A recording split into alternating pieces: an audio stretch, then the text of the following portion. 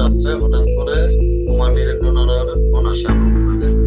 এসে ফোনটা আমি রিসিভ করতে উনি মানে অসভ্য ভাষায় গালিগালাজ আমাকে বলে, কোথায় আছিস, গালিগালাজ করে আমার কাছে রেকর্ডিং আছে সেটা।